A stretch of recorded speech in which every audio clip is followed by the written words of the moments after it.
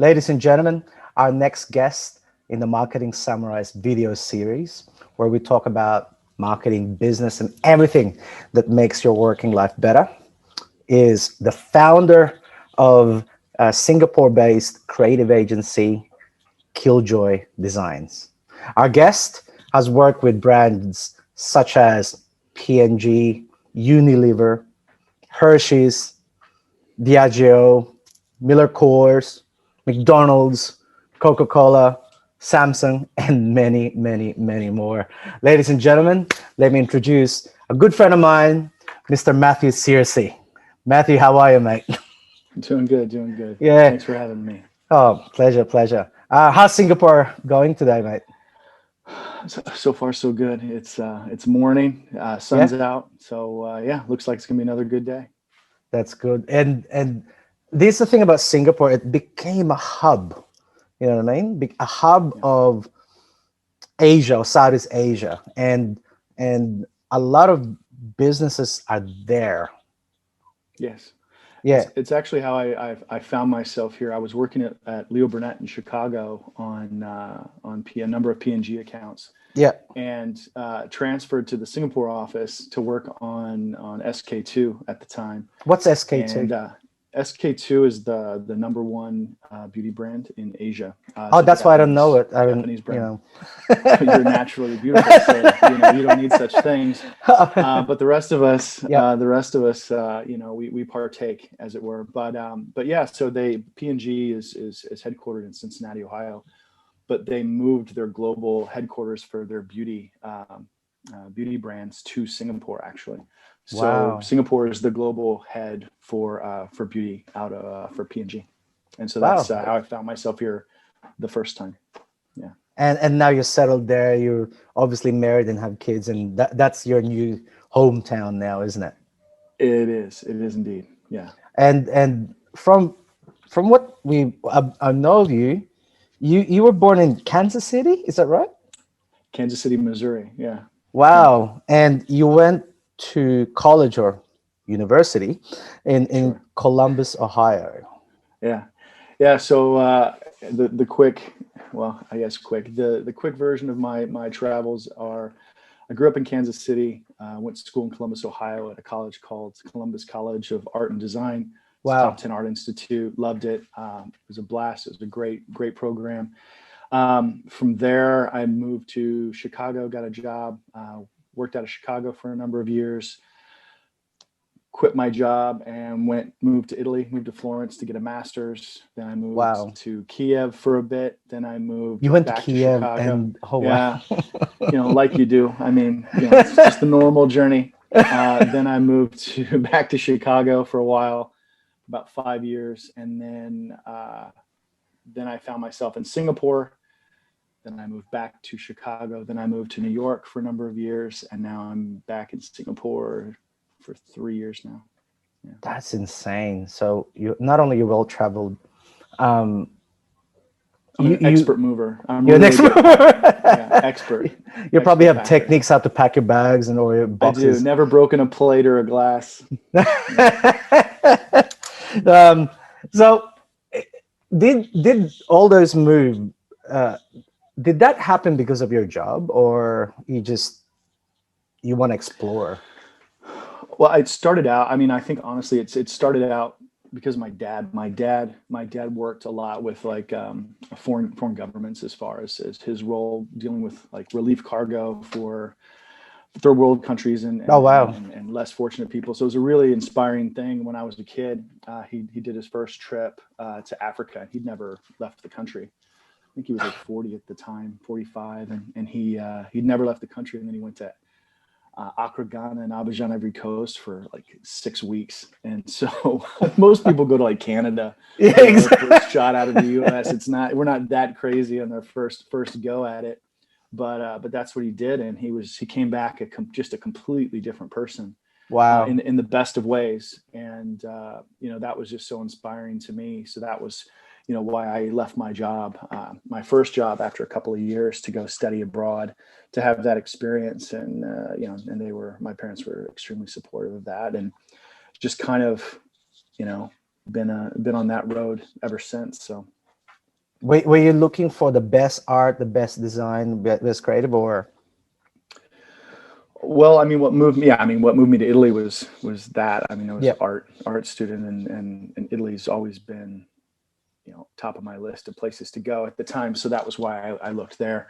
The top schools are, elsewhere, as far as like the top schools. But it was also for me, it was a lot more about the experience and the place to go. So that was kind of what I was looking for, was more the destination, and then like a good program at that destination.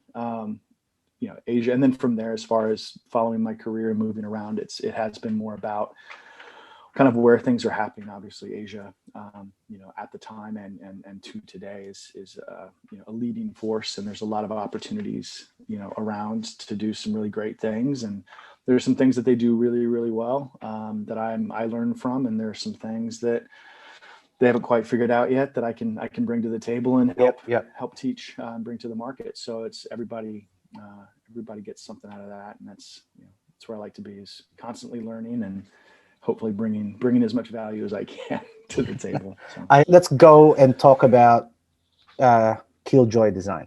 Okay. all right, Can you clarify to our viewers and listeners? And can you tell us actually what is Killjoy Design all about?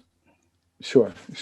So it's a it's funny, whenever I start off with this one, it's like it's a new kind of agency, right? Which is the first sentence on every end of Everything email, we are like, oh, I'm starting a design agency. Yeah. It's different, and Yeah. Yeah. it's something I think that everyone maybe feels that they need to express for one reason or another, Yeah. which is usually why they found themselves in it. But Killjoy's function is based on a couple of things. I founded it based on a couple of principles. One is a desire to have a closer and more integrated relationship and partnership with our clients. Okay. Right. So the way that we work is very, very integrated with our clients' problems, and then we co-create and co-develop kind of those solutions. So it's multidisciplinary. It's not, here's a suite of very specific products or services that we have. Obviously, we have a range that's a kind of our sweet spot, and that's where we play. But if there are other tangent areas, we also have a network of partners that we can introduce our clients to. If there are other solutions that are other tools that will help them achieve the solution they need. So we're a multidisciplinary, creative, I think, partnership is how we describe ourselves. Yeah. Yeah. But a lot of our core principles lie and come from shopper-based design, which is my kind of where I started out. So shopper-based design in the context of we connect brands and people. Yep. We look very much at the behavior of consumer to drive what the design looks like.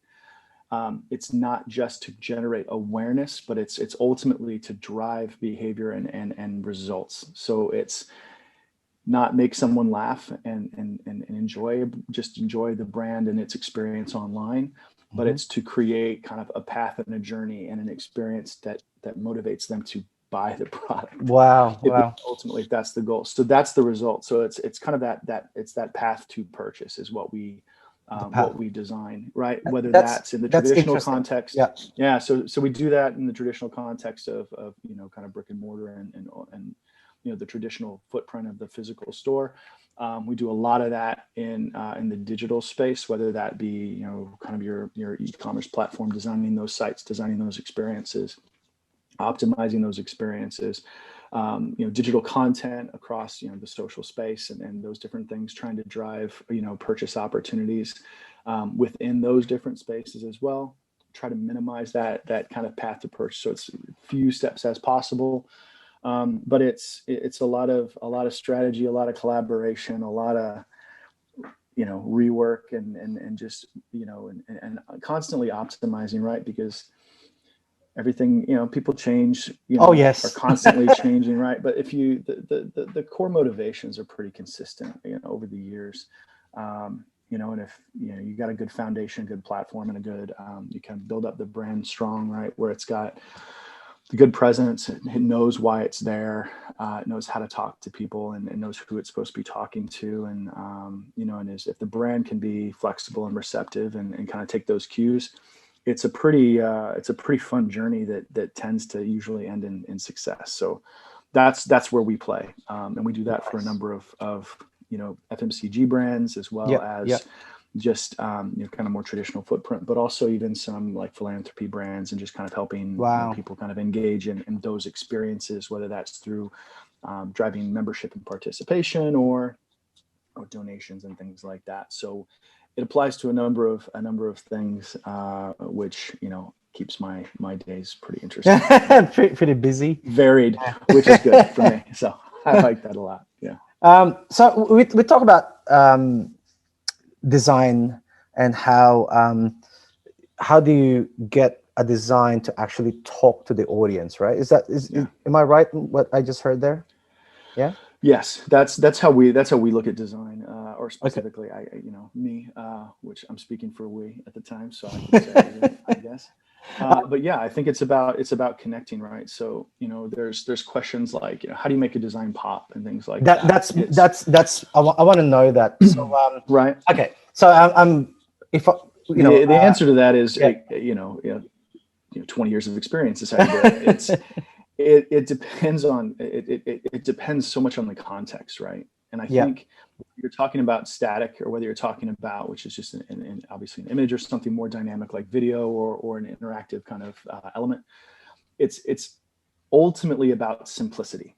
That's how you make it connect. I'm not going to say pop, because there are a number of ways of pop, as far as like color and layout, and things like that, to make it visually interesting. And I think there's lots of different techniques and things that can help make it make that finger stop on the swipe as they scroll through their feed. But ultimately, I think the simplicity is how you look at it. And I don't mean that as in the complexity of the image itself. I mean the simplicity of the message that you're trying to connect.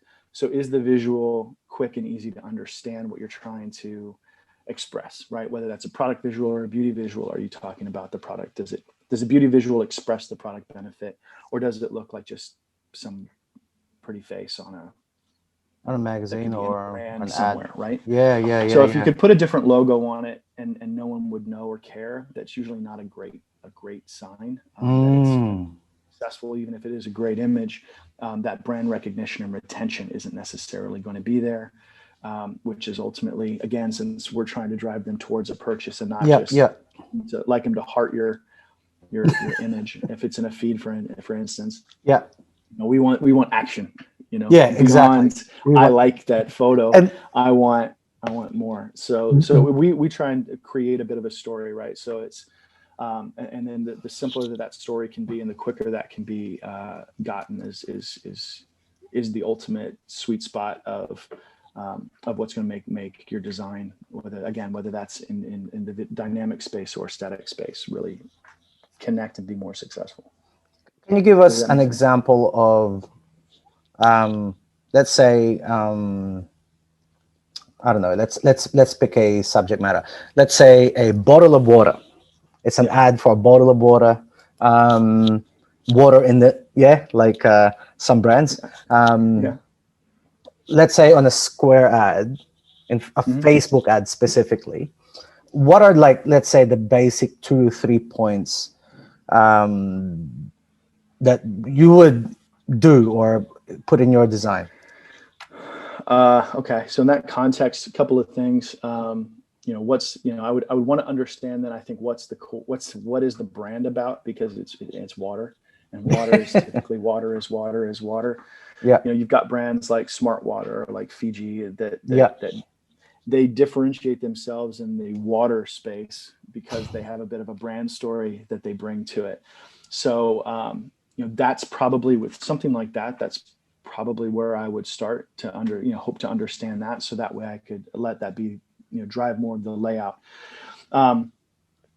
Water it's probably, hopefully they've got some good package design, so it would probably lead with more of a product visual, right, to help kind of again reinforce that brand recognition. Because if I just say like water is great with like different lifestyle imagery of you should drink more water, they probably will, We drink tap Although I water. might not drink your water or my client's water, which is the ultimate goal. So, Yeah, yeah, yeah, so it's not just drink water, yeah, water, yeah, which is a great message. You should, everyone listening, you should definitely drink more water, because, it's easy to forget as we're sitting at yeah, home and working from home to yeah. drink enough water.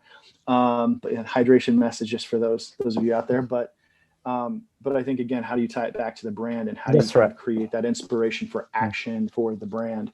So those are the opportunities I would look for. So what is kind of unique about the brand, or the unique selling position, USP, and and ultimately, how can I kind of create some brain stains visually to kind of help people remember what this brand is and what it looks like, and make them kind of be, at the very least, curious.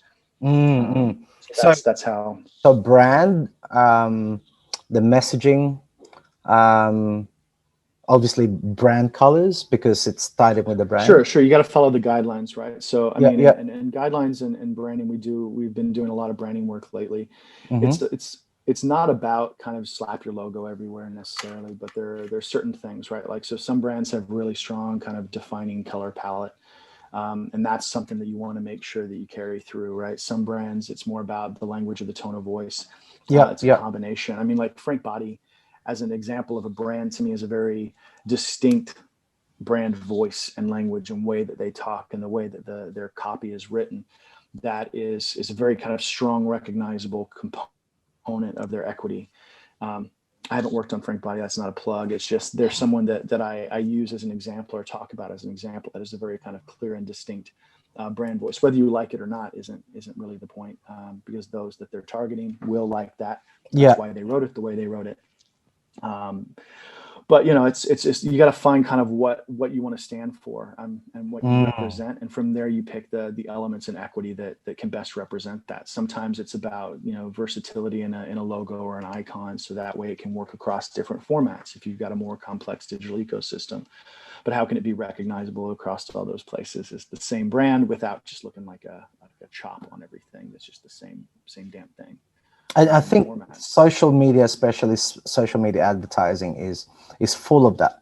You can tell that somebody took a photo, and because you got so many platforms where you can put it, like a newsfeed, marketplace, and all that kind of A lot stuff. of templates out there, yeah. Yeah, and they literally just got the image templates. and went, okay, I'm gonna crop it here and crop it here.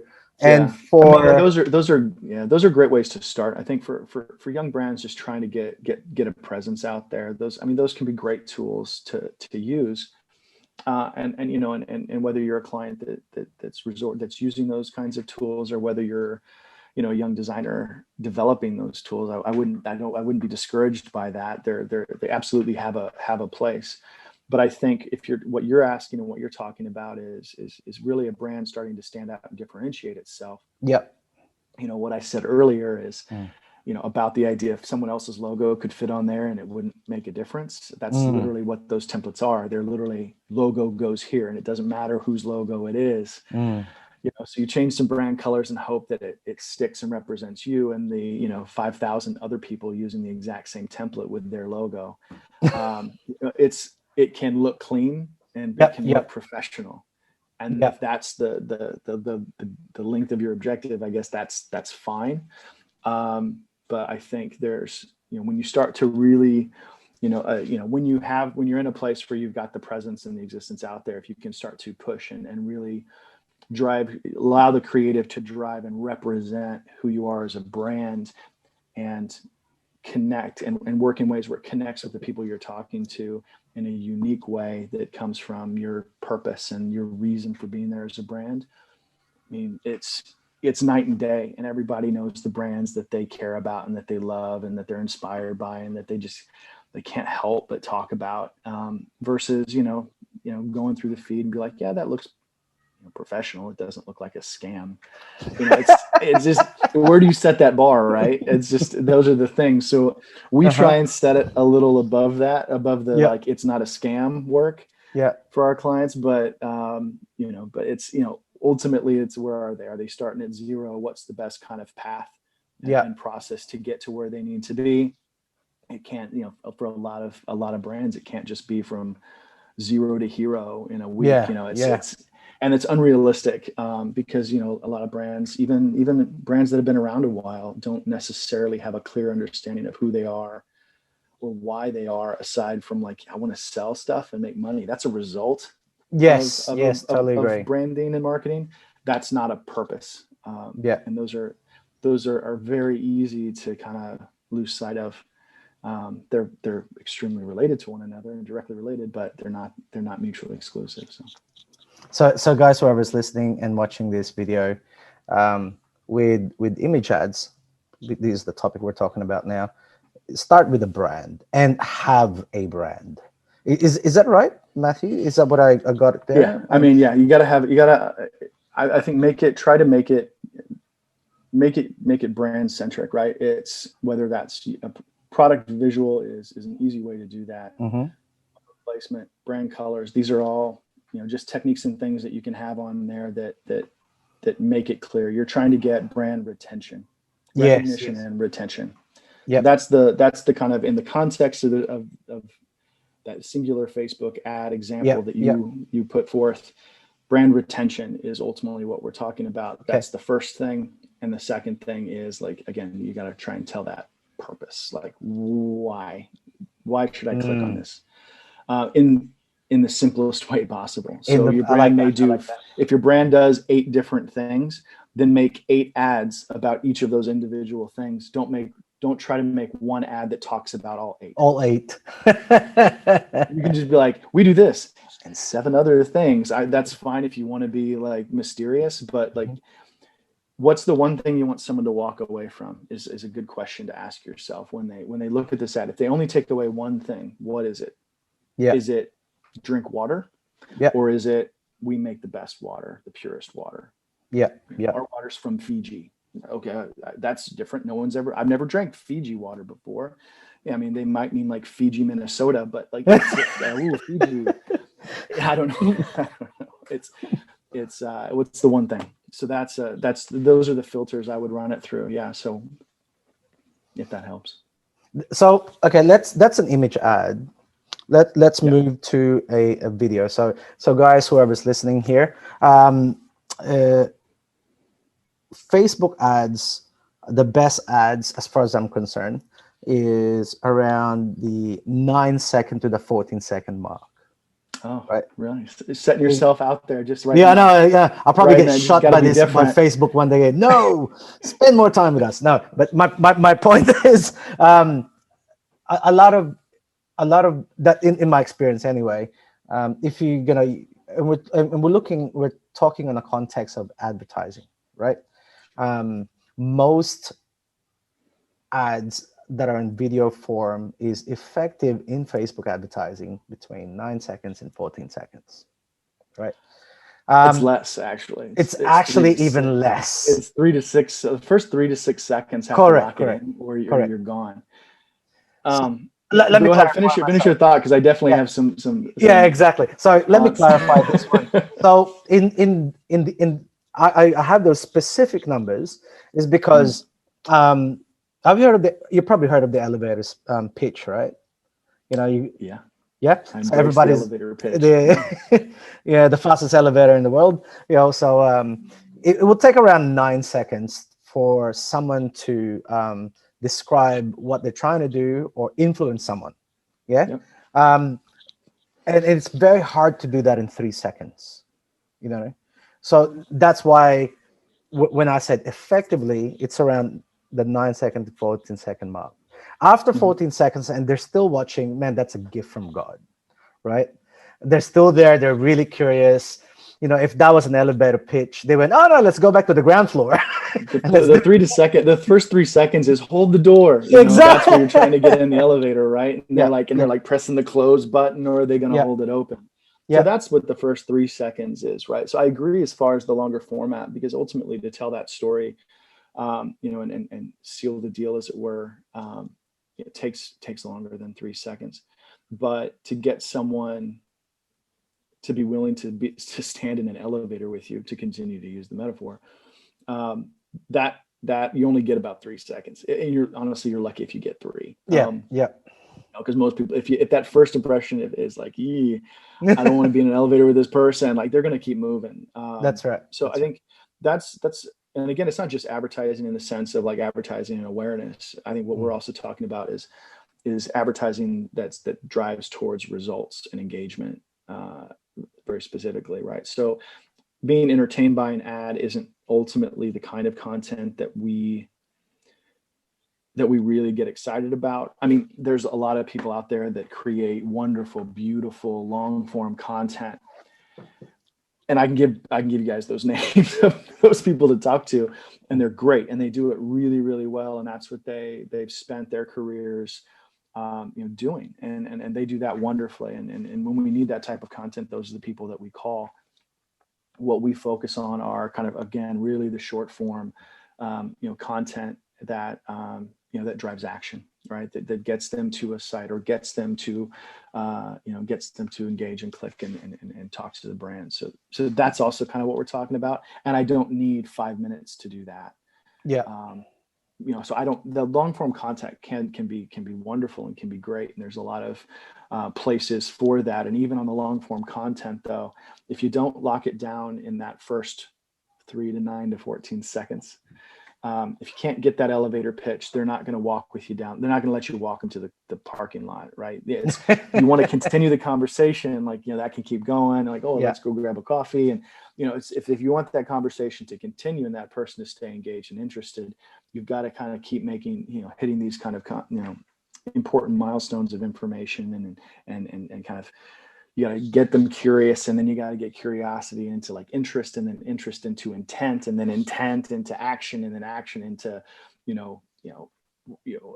basically talking to, advocacy is the word I'm looking for. So it's this cycle, and then they bring more people in, and then they're doing elevator pitches for you. So it's this, that's a very good journey about. Yeah. Right. So but it all starts with that kind of spark, and, and it doesn't matter really the format, right? That can be in that journey and path can exist in a piece of video content that can exist in a digital ecosystem, as far as driving them through that path to purchase. That can exist in an omni-channel, online, offline, anywhere, everywhere, ecosystem, and it needs to, right? So that's how we look at, at any kind of touch point, whether it's physical or digital, whether it's social or owned or earned or paid media. This is how we kind of look at those touch points. What role does it play in that story? Is this about kind of getting people curious and kind of, driving curiosity to interest? Is it about driving interest to, action? Is it about driving action to advocacy? Is it about advocacy to interest again? What role does this platform play? And sometimes it plays multiple, sometimes it's just a little piece of that segment. Then you can also develop content that works for that purpose if you know what role it's supposed to play. So it depends on which stage of the journey is it. Is that right, what you just said, or which part of that one? I did, but it's also like you gotta anticipate that there could be different people are going to engage in different touch points, different stages. I've got to understand, like, am I trying to get, new users? Am I trying to steal product share? Am I trying to, to upsell and get more, people that are engaged with the brand? Where are they in that? And how do I have content and talk to them in unique ways instead of one message that's supposed to talk to someone that doesn't know you exist, someone that knows you exist and is curious, someone that knows you exist but hasn't seen a relevant message. So now you've got to convince them that you are relevant, and someone that's been buying you for a decade, but now you've got a new product launch that's right for them. These are all the same things, and like that same elevator pitch doesn't work for those people. So you gotta as a brand understand the consumers and kind of what their behaviors and interests are, at least the ones you're trying to connect with. So anyway, that's my video speech. I guess I didn't talk much about videos, but again, I guess to go back to the basics of that. How would you? Let's say you got 3 seconds or 9 seconds. Man. Like, keep it simple. Boom. What do you need to? What are the necessary things you need to put in there? Keep it simple, right? You got to have a very kind of clear. Who is it? Who are we? Why are we? And where do you go? I mean, that's it. Okay, I'll give you an right? example. One of my strategies, as soon as if I'm giving a brief or creating a video ad for Facebook, is I always say in the first 3 seconds, put your brand first, which is the opposite of what TVCs are normally. They show something and then there's a hit there and a messaging here and then finally revelation of the product and then a brand. That's usually the case, right? Whereas Sometimes with, I start with the brand. Yeah, so sometimes I start yeah, with the brand and the branding and the logo, right? And that works good for, again, driving, kind of starting with the awareness. yeah, But then you got to follow up with kind of all right, so that's who we are. Then you who got we to are, yeah, follow up with the bang, story of yeah, why am I talking to you, right? Is it because we are, is it more kind of an always on brand message of who we are as a brand and then yeah, ultimately find out more here? Or is it about, this is you start off, sometimes they start off with a 60% off, then boom, almost some kind of right, value yep, message, yep, right? Because, and then we talk about kind of, what the products are and kind of who we are, and then kind of close with, and this is where you go, and this is the code, right? mm, So some kind of CTA yeah, that ends, and sometimes, the branding doesn't drop in until the very end, right? So just, I think, again, it depends who you're talking to. Is it someone that knows who you are, right? If your guidelines are there, you don't have to throw your logo at the very beginning. If your tone of voice, your brand colors, the way that you visually structure your assets is consistent, then you don't have to throw your logo at the beginning of everything. I mean, everybody knows when they're about to see an Apple ad. Everybody knows when they're looking at, like, Coca-Cola advert. Like, everybody knows, when you're looking at these things, it's, yeah, that's, I know what's coming up, right? It's, they know who they are from a brand perspective, and there's a lot of structure in how that they put those brands forward, and ultimately, actually, I found not a lot of flexibility. yes, correct. Really. Let's say a small business or a smaller, bigger business. So they're no longer a startup. They have money for advertising now, Yeah. and hire people, and it's Yeah. going to be their first video ad.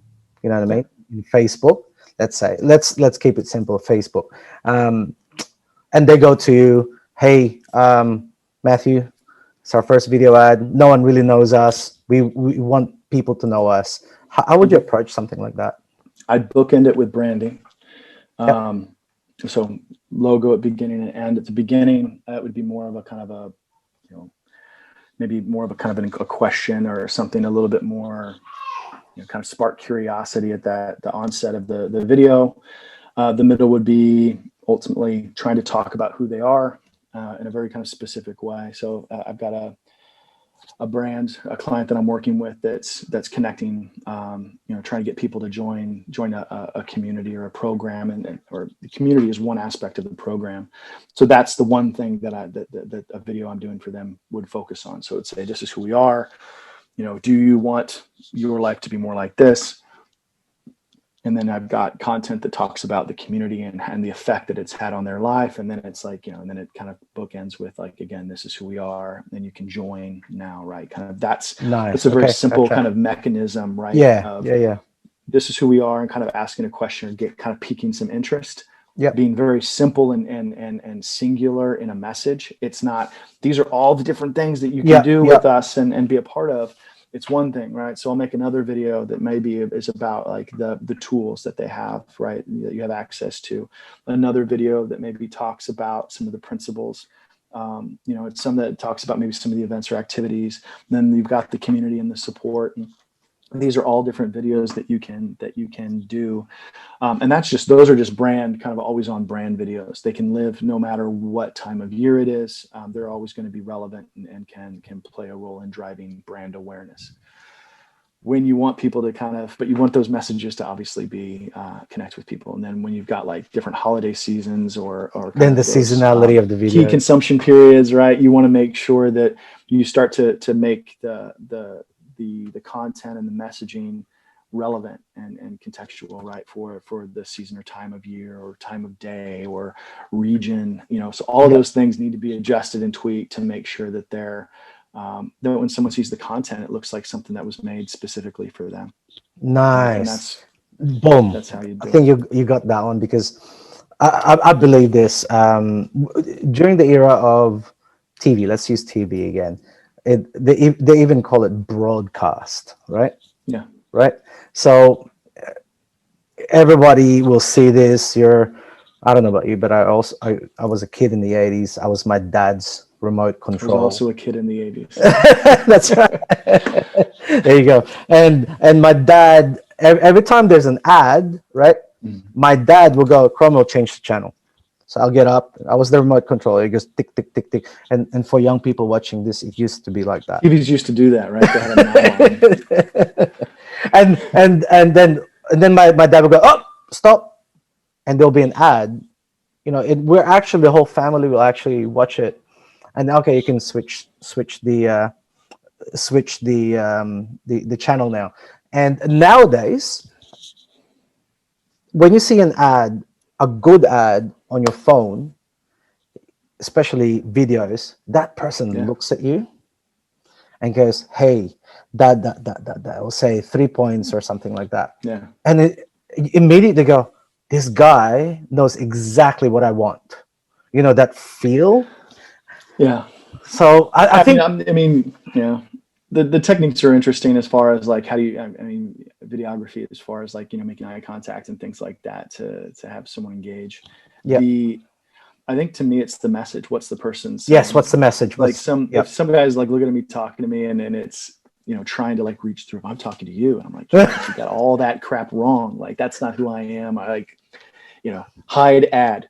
Reason ads not relevant. It's like that. I'm big on that feature because most of them aren't. Like, I've got too many family members that just mess around on the internet under my account, so I get a bunch of weird crap that has nothing to do with me. Yeah. So I'm constantly trying to like course correct the algorithm. I'm like, no, I don't care about that particular content. Like, I don't want to see that stuff. That I know what conversation you heard, but I think there are great ads, and I mean it's a big, I'm American, and obviously the culture there of like the Super Bowl, which is coming up. Go Kansas City Chiefs! They're in, right? So that's a big one that just happened. So we'll see how they do this year, but a lot of people watch the Super Bowl, even if you're not a football fan, American football fan. Yeah, you watch the ads. I mean, that's a big part of it, right? I mean, that's and in the industry, that's if you're at a big agency, it's like, oh, we get to make one. Yeah, and those are big budgets, big things, and everyone kind of talks about them. And you've got a bunch of websites that like evaluate what the best ones were and what the crap ones were, and some of the most impactful,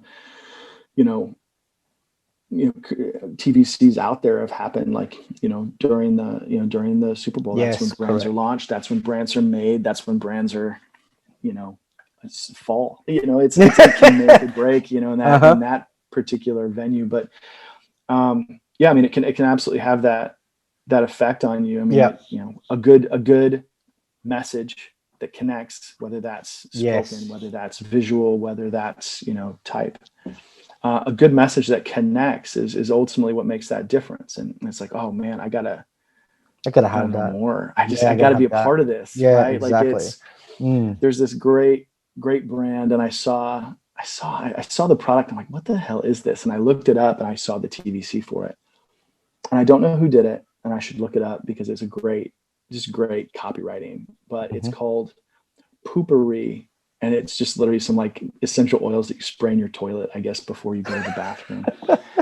and it keeps the bathroom from smelling. So sorry, this is maybe a little TMI, but the way the copy is written is this woman is speaking from different toilets at different parts in her life, saying, giving you the spiel of like, if you're at your office, if you're at your boyfriend's house, if you're at a party, like, this is, you don't want this to be a situation. And it's hilarious. It's hilarious. It's relevant. It's just wonderful. And every now and then I'll go back and I'll just kind of rewatch it because it's just beautiful copy. It's still a wonderful message. And it's, it's not trying to sell somebody on something. It understands the problem and the reason that the product exists. And it conveyed it because you don't want this to happen in your life. Yeah. And we are here because we are a solution for that. And you're like, yeah, I want to be, yeah, I need some of that in my life. Uh-huh. It's just great. I mean, yeah, it's brands coming to the people as Yeah. opposed to a brand sitting back here and waiting They for, come to me. I exist, come Yeah. to me, come Yeah, to yeah. me. That doesn't happen anymore. I I mean, mean, that even that's the promise of inbound marketing. I want people to line up. I don't want to go out there. So that's, and a lot of businesses will good fall. luck with that. Yeah, a lot of But those businesses are closed now. It's I mean, honestly, if you're I don't know, I typically wouldn't work with a client like that doesn't believe that if you're not out there to connect with the people that are buying your product, you're not going to be around very long because they're educated. You know, consumers are educated, oh they're yeah, they're knowledgeable, they're yeah, demanding a lot more from yeah. brands. They demand integrity, transparency, and that's only going to get stronger and stronger. And brands that don't even want to talk to the people that are buying their product, Hmm. they're so screwed Yeah. because it's not going to get easier. You know, Yeah. you can't just la la la la la. Yeah. Oh, keep buying everything. People aren't going to buy your crap. There's too much. There's too many How many other great options, things out man? there. Mm. There's options. So Yeah. it's Yeah. you know, brands that want to be a part of the, you know, a positive part of the lives of the people that buy their products. Those are the ones that last, and those are the ones that make it, right. And the They'll ones that make it and don't. they'll last. So okay, so let's take it to the next part now. As far as I'm concerned, the creative process is integral, as in it's part of marketing. Agree. Yeah, as in some Thankfully, that's people. why I have a job. So yeah, That's why you have a if it job. wasn't at the Yeah. yeah. Okay. So And that's it's a vital part of marketing, and I've worked with so many creatives in my long career as a marketer. Owner of a creative agency, mm, or a design agency. What is your process or tools? And when I say tools, maybe soft tools rather than yeah, WordPress or Photoshop or something like that. sure. That you use, that so you can understand the brief, the marketer, as in, like, from, I'll give you an example. Marketing manager or some person goes, I have this idea, blah blah blah blah. It's 100% abstract from someone's head. How do you absorb Yeah, that and turn that into something? How do you do yeah. that, man? Okay. Well, it's a great question. Um, you've got. I think the process has different starting points, but ultimately it's all kind of ends up the same. Yeah, And you'll see what I mean in a minute. So sometimes, yeah, they have I want to make this thing. Sometimes it's a very kind of clear, this is what I want to do. yeah. Other times I like this other thing that they did and I want to do that. Mm, mm. Competitor. And sometimes it's like, I don't know, man, like what can we do? Let's start. And it's just like a big ass question mark, Yeah, and that's yeah. the brief. And it's like, what Hmm. do we do? Those are all very, real and understood. I mean, these are places that everyone finds themselves in, I think, on both sides, right? As Yes, a correct. I mean, clients as and a writing the marketer, brief. I've written the most You've written all detailed three of brief. those briefs. You're like, I want Yeah, that, what they did. yeah, You've yeah, written I've got this idea, and yeah. you've written the question mark on a That's tiny right. napkin and said, And I have done Family, the sort napkin me because out. I was Like, in a what do we bar. do? That's Right? my Yeah. brief. Yeah, that's my brief. Yeah, yeah, Yeah, those are, I think and that's ultimately goes back to why I started Killjoy, right? I mean, yeah. it's literally that conundrum, right? Because I think traditional agencies aren't equipped Mm, to react appropriately to the range of client needs. And I don't mean that as a dig on traditional agencies. Obviously, I've spent a big chunk of my career in them. What I mean is they're structured in a way to have billable services based on very specific or direct requests. Now, I have this idea, this is what I want to make. Agencies are great at that, mm, right? I want you to make that thing over there. Agencies are great at that. Question mark. mm. Come back when you got a brief. Agencies can't do it. They can't wrap their heads around it, and it's not because the people aren't intelligent enough to wrap their heads around it. There's many capable people in agencies that absolutely can, but agency model doesn't allow a structure to bill for those kinds of projects. They wouldn't, structurally, they don't know how to work that into the system, which because of the volume that most agencies operate at, it's tricky to do that. So again, it's not a dig. The problem that I have with even the stuff that agencies do well, make me this idea that I have, or make me that thing that they did over there. It may not, if you don't understand the problem you're trying to solve, it doesn't matter what I make. If you're saying make that thing over there, but my problem is over here, make me a hammer and you've got to drill something. It's like, well, that's not what you need. You don't need that. That's the challenge that I've always, and the struggle that I've always had kind of in the model is, it's like, here's a request, we delivered on that request, now you pay me. And that transactional relationship to me is doesn't usually get the kind of results ultimately that I would hope for, that I would want or get excited by. We like, Killjoy, we like to get to help. We like the organic nature of the process. I love the question mark briefs. Those are my favorite. Yeah. Because that's usually even some of the briefs, I try to kind of pull them back to a question mark brief. I'm like, oh, your brief says make that over there. My design brief is a big question mark. Why? Why do you want that thing? Well, because my competitor did it and they were really successful and they're getting a lot of engagement. Yeah. An example of that is like the Dove campaign. I was working at Unilever at the time, not at Unilever. I had Unilever as a client at the time. I worked on the Dove account. I've worked on different accounts, but when I was at P&G Beauty, they had, the Dove Beauty, Real Beauty campaign. This is years ago. I'm dating myself. Came out and it talked about, a really, I think, important message and kind of what's our relationship with beauty, as psychologically and from a mental health perspective. And it was a great awareness piece for the category of beauty. And, maybe everyone knows that was the Dove brand. But maybe a lot of people don't. I mean, maybe I just know it because I'm in the industry. It's hard to know. But what I will tell you is it didn't move the needle on sales. Oh, wow. Okay. It was a historically extremely rewarded campaign. Yeah. But sales did not increase. So great. You made a wonderful thing. And as a brand, now with that knowledge and with that foundation as a brand, they were able to connect with new and existing customers in ways that they never would have before that piece of content was made, which ultimately did turn the needle. But again, what's the objective? What are you trying to do? Are you trying to establish your brand as a brand that has a unique perspective on beauty and the relationship of you and your beauty? Then extremely successful piece. If that ad was made to, we need to sell a boatload of product, wrong execution. Then you don't do that. You don't make one of those. And that's my point, right?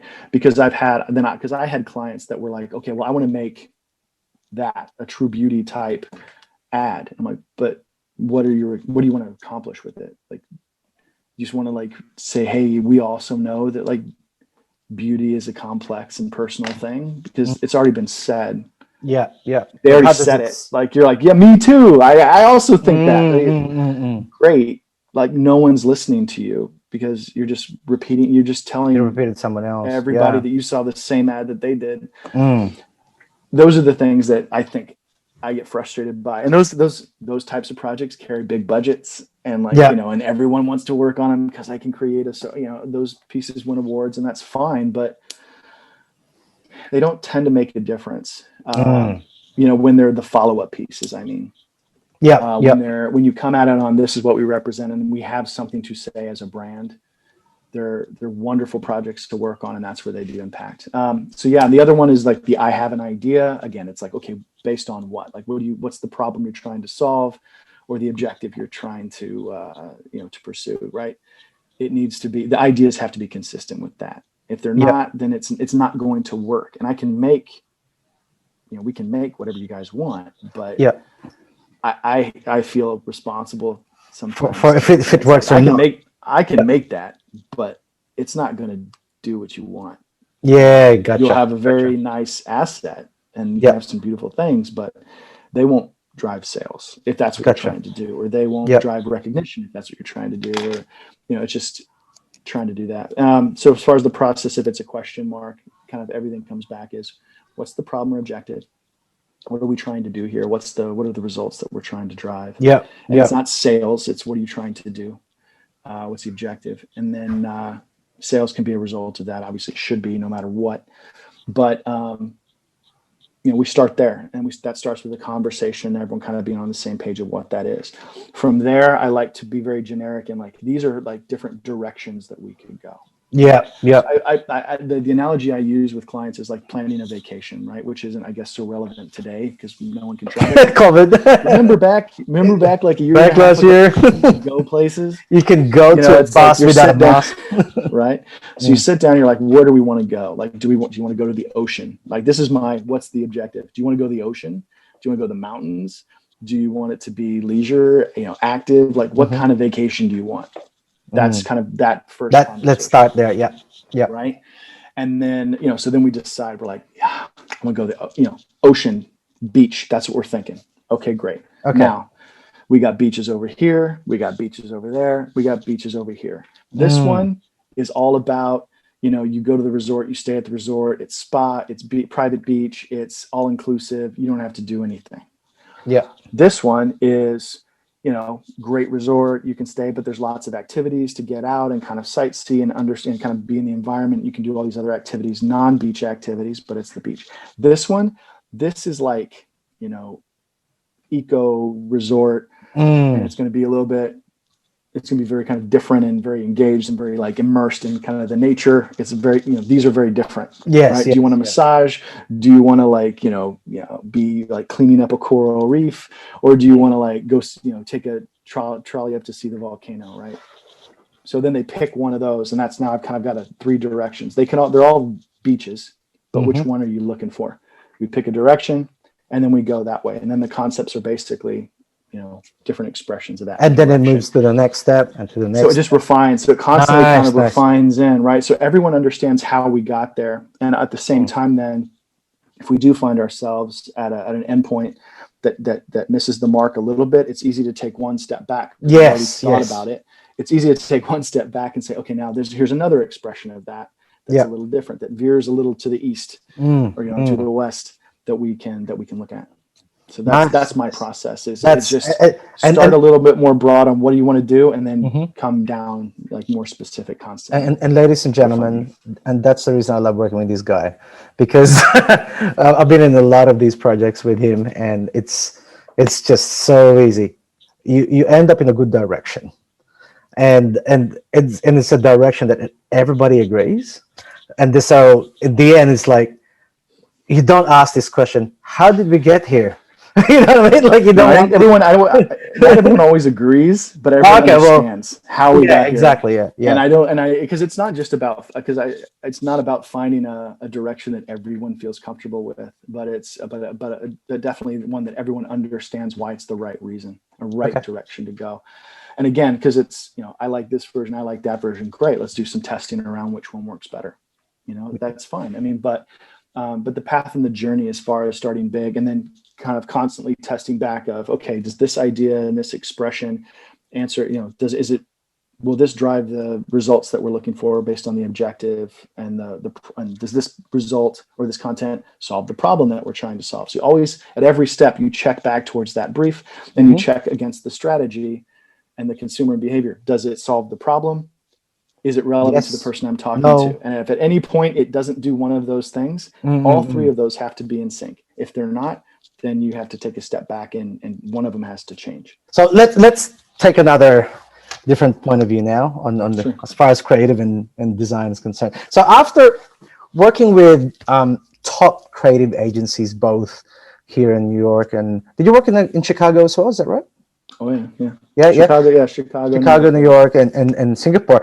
When did you realize that it is time for you to start your own? As in, did you have an aha moment, or did you say, man, I can do better than this, I can serve my clients better? Like, can you describe that point in time, maybe a few years ago, or, go for it.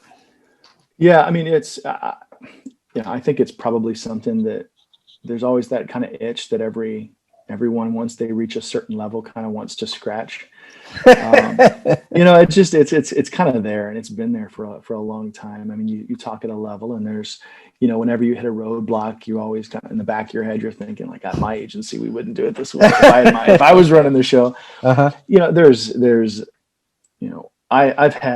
been wonderfully fortunate to work at some great companies and with some great brands, and in those experiences, obviously have given me a lot of, opportunities and knowledge, and, that allow me to do what I do today. I found myself kind of, just kind of re-exploring the different parts, that I've been kind of, was either missing at a certain point in time.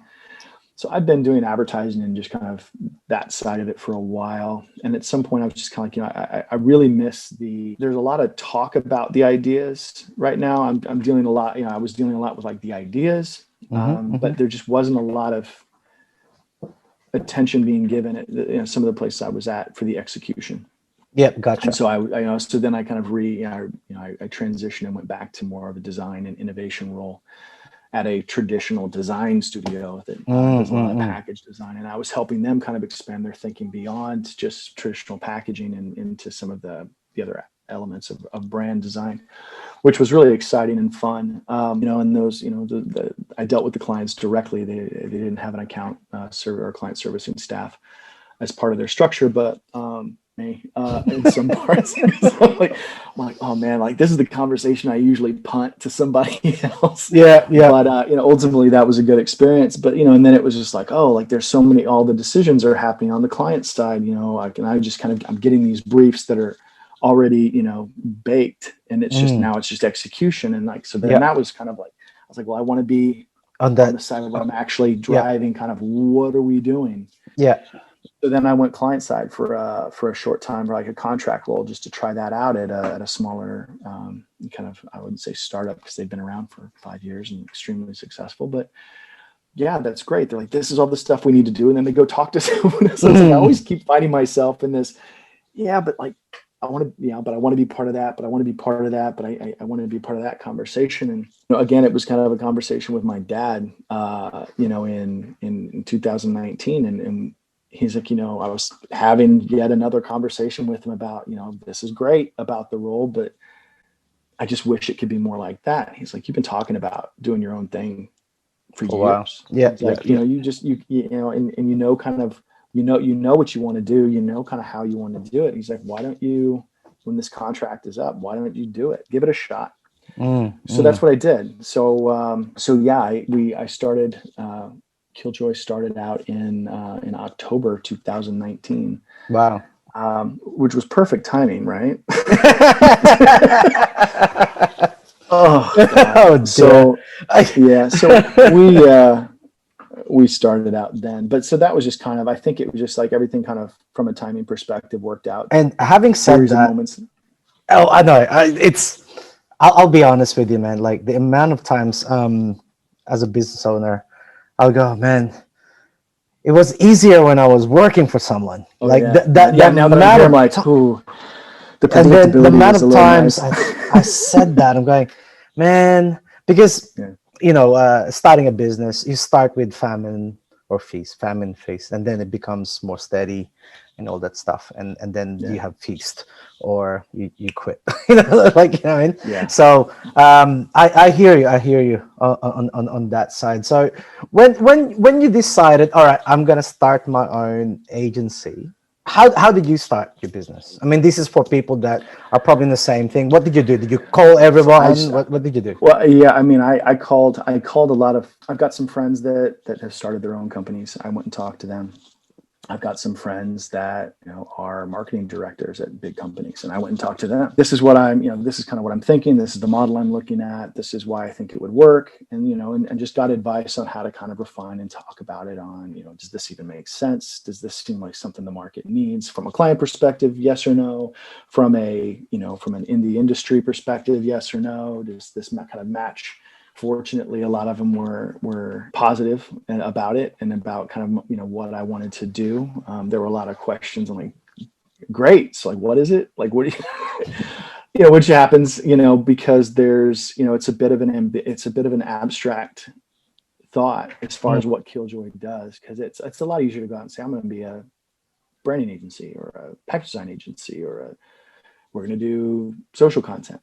Like that, full stop. Like that's what we do. And there are many agencies out there that do that and do that successfully and have great client roster and workload. But, and I've worked at a lot of those agencies that have that set structure of what they do and they know how to do it, why they do it, and they do it well. That doesn't do much for those question mark briefs, which are the ones that I really like. So that's what you like. Okay. So that's why we're a little different, and that's why we kind of got out there. So, the good thing is, because it's a bit abstract, we can, and our solutions kind of evolve and change with the tools that are available, the behaviors of consumers and the needs of the clients. And, we're able to constantly kind of evolve and change, and then it's just decisions of, is this a capability we want to have, or is this a partnership that I want to, pursue with someone. And that's when you went, okay, I want to do this, I want to do that, I want to start here. I like this question mark briefs, and then this is the concepts we're going to do. So you went through the journey. Gotcha. Correct. Yeah. The consultancy aspect and that relationship with the client is really the part that I think is most important to what we do, because that allows at least a level of comfort with the client on, like, this is kind of, there's a path forward and this is kind of the direction we're going. And then we talk about, all right, well, what role, if any, does Killjoy play in that? Yeah. And so that way we either become an executional partner in that journey, or we can, stay on as a consultant and collaborator to help just more of a creative direction and kind of drive that vision with other existing partners and are you either or now, or are you still playing on execution and part of the decision maker as well? Are you both? We do both. Yeah, we do both. You do both. Yeah. Yeah. And do you remember the first time you got your first customer on your own? Yeah, it was actually one on my own. One of them is actually one of my friends that owns a company. He's like, hell man, like I could use that service with what we're doing. And he's like, you want to work together? Like I've got clients that need that. He's like, I need that. He's like, I'll give you some office space. You can sit in my office. Yeah. And we'll, let's see what this relationship could look like. And it's been, I still work. I'm still extremely embedded and integrated with that guy today. And I, it's a great relationship. It's a great opportunity. From there, other relationships were made, and I haven't, Killjoy's been really fortunate to where we haven't really marketed or told people about ourselves at all. It's all been word of mouth. Every client that we have has basically come to us, which is funny because I was like, brands need to go to the people. We haven't done that. We've been really fortunate to kind of find ourselves in a spot where we've been able to stay busy, and we haven't been too aggressive in our pursuit because we want to make sure we're working with the clients that we can really service well, and and help make a difference and maintain that quality, as opposed to just getting a bunch of clients that maybe aren't a good fit, and or impact the quality for the clients that are a good fit, because we want them to be kind of ongoing relationships, long relationships. It's not a quick touch and go, because absolutely. We have are on the smaller side, which is great, and we kind of help build something together. We will start to get a little bit more out there. Well, that's one of the reasons I'm here today, is to talk to you about this. But yeah, we're gonna go out a bit more. I think we're gonna start to tell more people about our existence, I guess. But yeah, nothing too aggressive. Nothing. Okay. But yeah, it will be less of a secret, I expect, this year. It will be the thing about word of mouth, and yes, a lot of businesses have thrived, not only survived, thrived, and also became big through word of mouth. The problem with word of mouth, and it is very effective, an effective form of marketing. It is a form of marketing. The problem with it is the scaling it up to a speed, and size that you want. That's the hard part on the web. So having said that, Did COVID-19 affect your business, mate? Yeah, I mean, for us, I think from a scaling perspective, it made it everybody. I mean, everyone was nervous about scaling. Yeah, Most people had to, liquidate, right? So, yeah. from a workload perspective, we were extremely busy throughout the period, and I was Wow. able to, work, work and ultimately build. I had to build the company, and when COVID dropped, I mean, that was kind of how it started. The first month and a half, 2 months of our existence was just,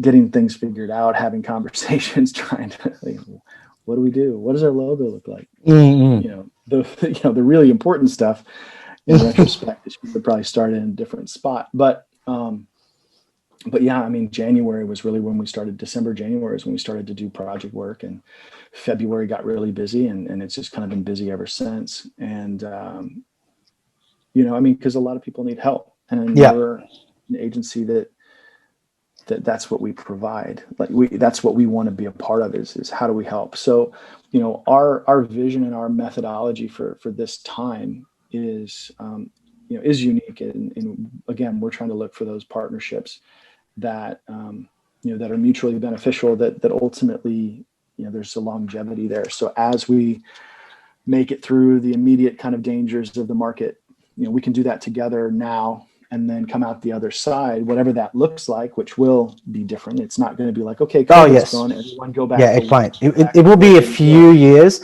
Actually, It'll never go back. it will It's never. different, No, and it's it's different. forever It's different. different. Yeah, So yeah, we'll yeah. figure out kind of what we are together through that, and then and then it'll be we'll be ready to do that on the other side when there's a little bit more, I don't know, resources available I mean, there's for the everybody. resources there. I was speaking to one of my contacts doing this interview and videos as well. Is what he did was, okay, this segment of the market went down a bit or went down totally, but Yeah, because he's in that space, oh, this sector of the market went up. So went up.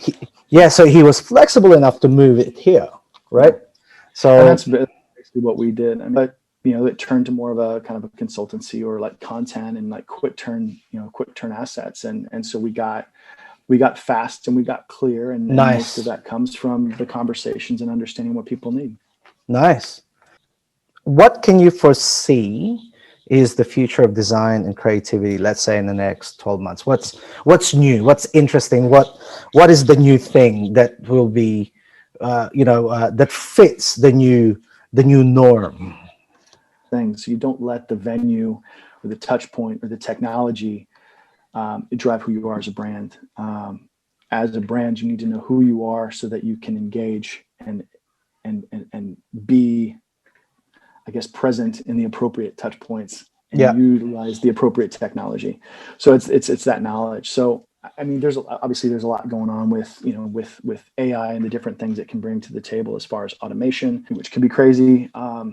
It's really exciting and interesting. There's a lot that can with the virtual reality and augmented reality and mixed reality and those types of things. I think kind of creating those virtual experiences is something that people are going to be more receptive to, and ultimately has a bigger role to play now that because of the pandemic we've been deprived of those physical experiences and spaces. So how can I still get a taste of what those experiences are? So I That's think interesting. these That's very virtual kind interesting of what you just said opportunities are there. going to Yeah, be true.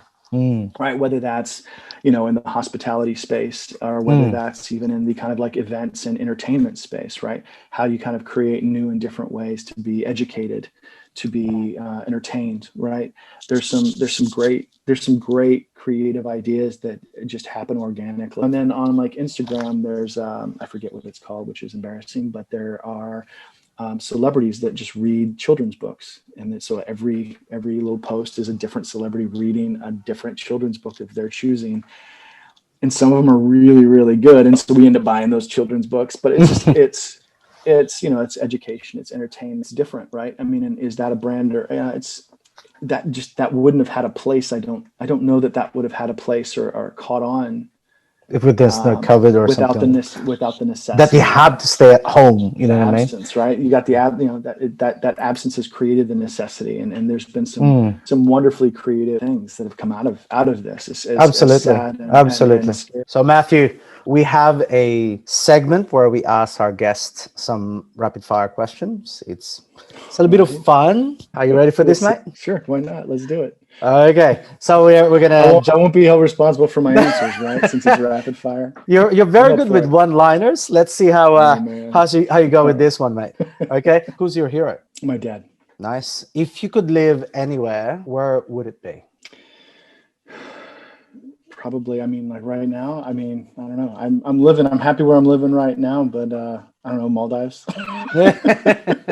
Fair enough. Maldives, yeah, maybe. Are you an early bird or a night owl? Both, actually. Weirdly enough, I am a morning person, but I usually go to bed about 3 or 4 at night, and then I usually get up around 6 or 7. Wow. So. And I thought I was the only one that sleeps for 5 hours a day. What does your everyday breakfast look like? Coffee. Yep. This thing right here. What motivates you to work hard? I love it. I love what I do. So it's just that's what I love spending my time doing. And that's with anything, whether it's work or whether it's cooking or spending time with my kid. I'm motivated by joy. So nice. What is your favorite thing about your career? That I can constantly learn new things, that it's not boring. Like there's always more to learn and more to figure out and new problems to solve. So love it. How does your morning routine or ritual look like? My morning routine is my son's morning routine. So dictated by him. It's get up, get him up, give him some milk, lay on the couch till he's done, get him dressed and take him to school. That's my morning routine. Come back and start work. Start again and start work. Sounds like mine as well. I'm sure it's familiar with a lot of people out there. Yeah. What is your favorite book that you've read? My favorite book that I've read is Ishmael, was like the book I would say, but I'm reading this book right now. Can you say that book's name for people that would probably see a video? Sorry, it's Walden. It's backwards, I guess. It's Walden. It's Henry David Thoreau. Nice. The book is called Walden. Yeah. What makes you laugh the most? Makes my son makes me laugh the most.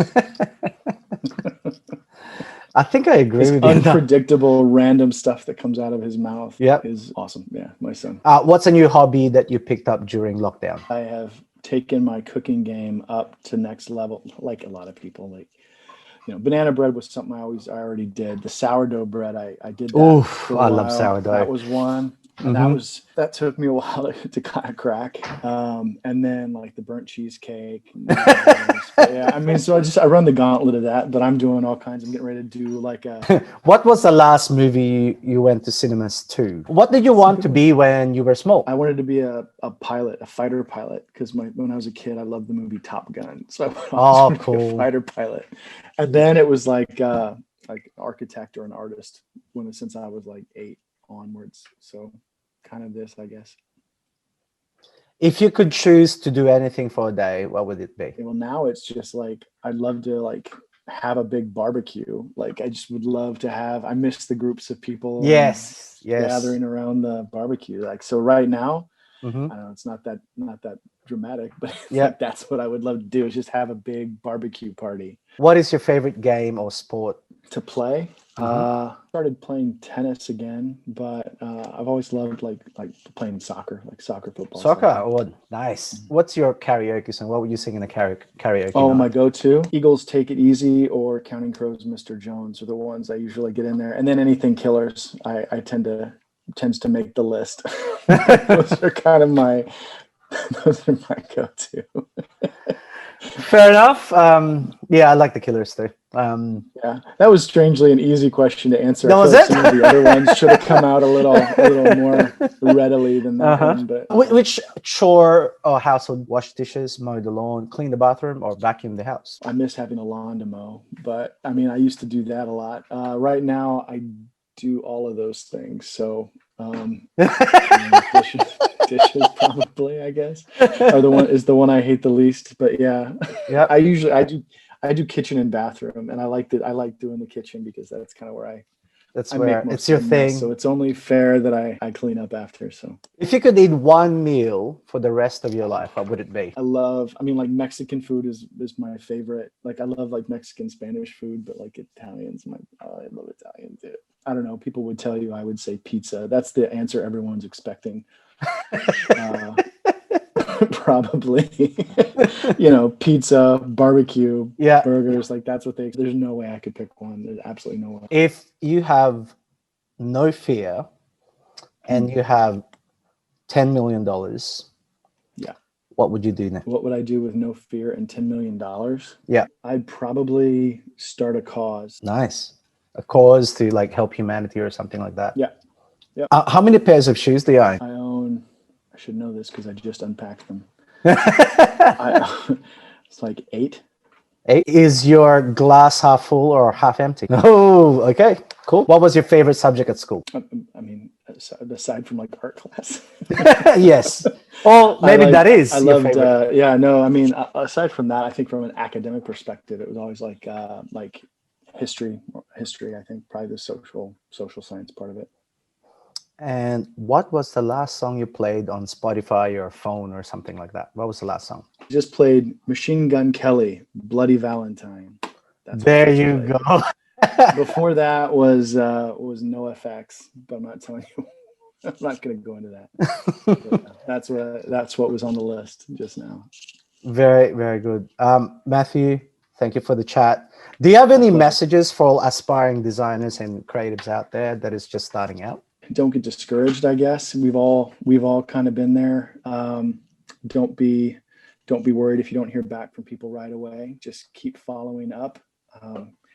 People are busy and people are doing things, and just keep following up.